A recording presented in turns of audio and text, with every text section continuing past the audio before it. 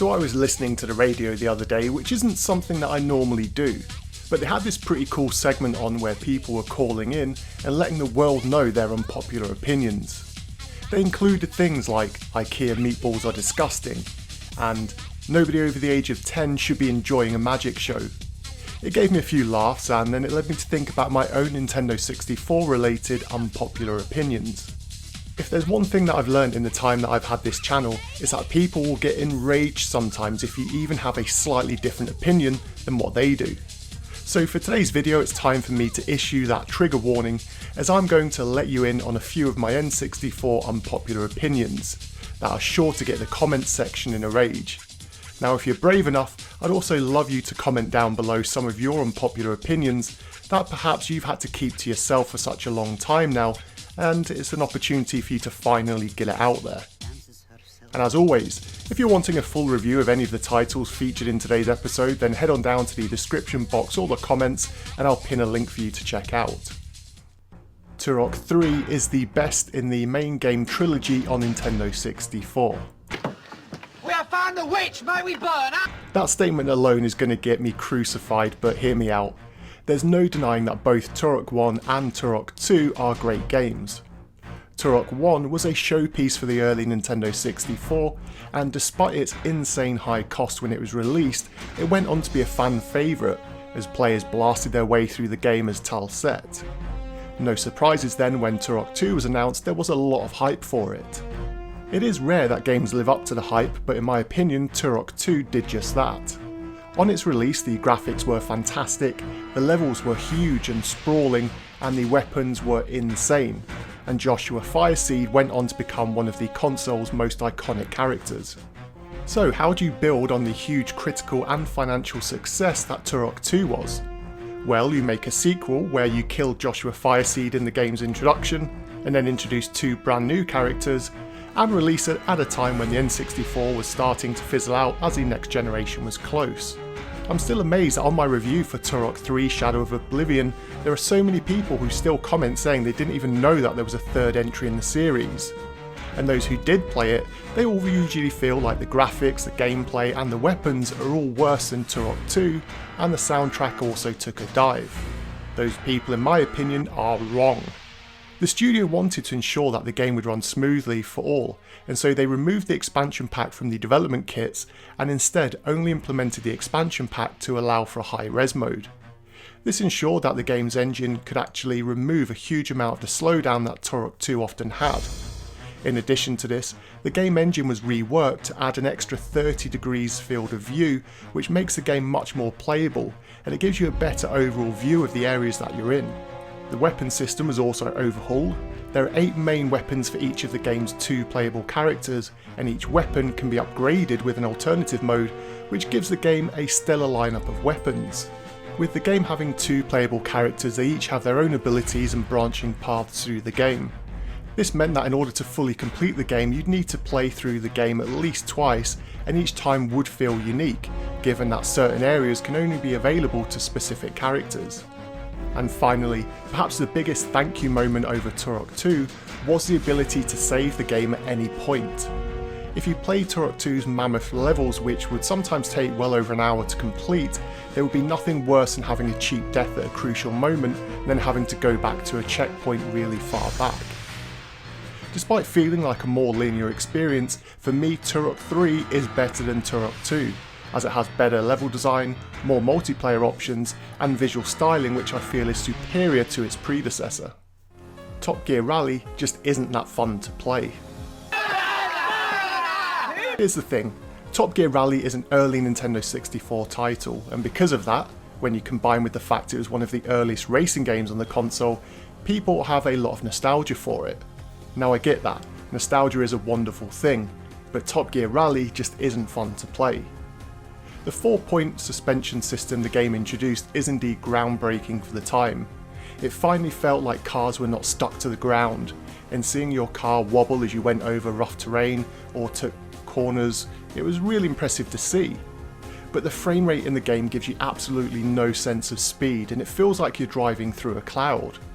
The grey smear that's all over the visuals was a style choice, but it gives the graphics a dull and boring appearance. one which hardly changes no matter which track or weather condition you choose.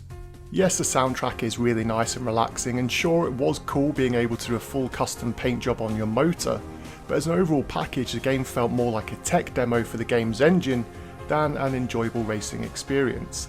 At the time of the game's release, the gaming press had a field day hyping up Top Gear Rally going up against MRC, which was being released around the same time, to decide what the console's best rally game was going to be. Now, suffice to say, I felt that MRC was more enjoyable to play. Technically, it's inferior, but games are often meant to be played, well, for the main reason of being fun, and I just had way more fun with MRC than I ever did with Top Gear Rally. And if there's anyone watching who still hasn't had their head exploded yet in pure rage, then this next statement should finish you off. Top Gear Rally 2 is better than Top Gear Rally. Mission Impossible is so bad, it becomes good. I'm not a witch, I'm not a witch! But you are dressed as one. Laughably, Mission Impossible was being hailed before its release as the Nintendo 64's answer to Metal Gear Solid on the PlayStation. Now let that sink in for a moment. Despite the fact there's not a single person on the planet who would argue Mission Impossible is in the same league as Metal Gear Solid, I would argue that Mission Impossible is so bad it's actually good.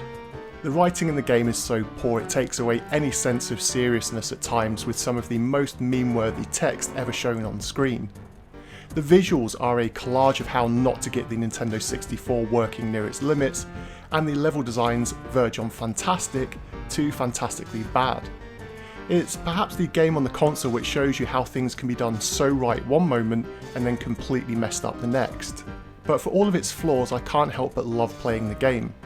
The game went way over its deadline, so on its release the visuals looked dated and it looked more like an early N64 game than it should have done. But each of the game's levels does feel pretty unique, aside from one or two later levels which see you return to previous areas. As a whole though, you get to see a wide range of environments, and everybody's favourite often being the embassy function, which I'd easily put on any list of the console's best individual levels. I love the range of gadgets in the game, and sure, Twine would later be a better showcase for how to put gadgets in an N64 game, but for its time being able to copy faces of NPCs to create disguises was absolutely class. The game did have some stealth elements, and combined with some more action-packed sequences, it felt like each mission had its own style to it. I think there's really something in this game for everyone. The game is a bit of a jack of all trades and a master of none, but that's not a bad thing. You get a fairly easy game to play start to finish. It had some tough moments, some unintentional comedy, and some unique levels like being a sniper in a tube station. There's something here for everyone. And sure, it got panned by critics, but at the end of the day it's all about your own personal experiences. Donkey Kong 64 is overhyped and not as good as you remember. Now hear me out on this one. I absolutely love the Donkey Kong games on Super Nintendo, and I can pretty much remember the exact moment when I beat all of those games. I spent many long summer nights trying to beat those harder levels. I love the characters, and I think they're some of the best games on the Super Nintendo. So when I heard Rare were making Donkey Kong 64, I expected to fall in love with the game based on my experience of the SNES classics. On its release though, I didn't get anything close to the same level of enjoyment, and I think this is the exact moment Rare began their downfall. Now I get you. From the review I did of the game a few years ago, there's an absolute ton of people there who got the special N64 bundle that Christmas where it came with the Jungle Green console and game, and it was for many of you your first Nintendo 64 experience, and so you do hold the game dear to your hearts. But pretty much all other Rare platform games on N64 are better than this.